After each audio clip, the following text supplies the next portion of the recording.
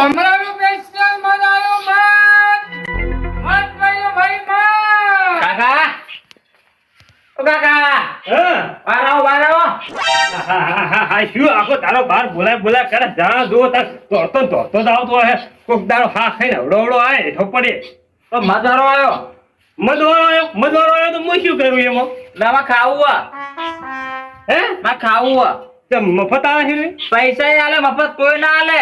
પૈસેથી મધ આલા ઓવે એટલે આ પૈસેથી વળી મધ છે ખવાતું છે પૈસેથી મધ એટલે અમારી જવાનીમાં અમે નેના હતા ને તારી જેટલી ઉંમરના તાર અમે બકરા તારો હતા પેપલ અમે આકડી એમાં ખરાબ ત્યાં મધ બેઠું હોય ને ઝાડામાં તો બીડી એક હરગાઈએ નકર પછી શું કરીએ ખબર નારિયેળનું સોડિયું હરગાઈએ નકર પછી કોથળો નહીં આવતો પેલો એ આનો કટકો લઈને હરગાઈએ ધુમાડો આલીએ ને એ કે ધુમાડો બધી મોશે ઉડાવી જતા અને શુદ્ધ તાજું સ્વાદિષ્ટ મધ ખાતા હા બેસાતું મધ ના ખવાય હા પણ એમ નહીં મોસો ચોટી જાય તો કરવાનું.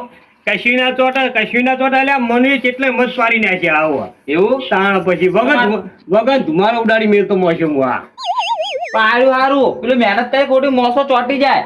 કશું એક મોસ બસ ના ચોટ તારે મધ ખાવું હોય ઓવે એટલે આ મને તને મધ ખવડાવશે એ બહુ શુદ્ધ તાજું ને સ્વાદિષ્ટ એકદમ ઓરિજિનલ આ લોકો રે ને આ લોકો તો મારા બેટા છે ને મિલાવટ કરતા હોય મિલાવટ એટલે આ મધ ની અંદર શું કરે ખબર છે તને સાહણી નાખે સાહણી ખોટની એવું હોય. હા ખોટની સાહણી નાખે હોય ના અને તાણે પછી તાર વેચવા વાળા તો થોડોક ઓરિજિનલ મધ તમને ખબર હતા હશે કશું ના ખવડાવે ઓરિજિનલ મધ ખાવું હોય ને તો આપણે જાતે જ પાડવા જવું પડે. હું અમે પેલી વાળમાં હમણાં ગયો હતો ને તે મોઢે ભણભણ થતી હતી હમણાં જવું અને પહોંચી જવું અને પાડીને લાવું પછી તમને એકદમ તાજું ખવડાવ હો ટેન્શન ના દે.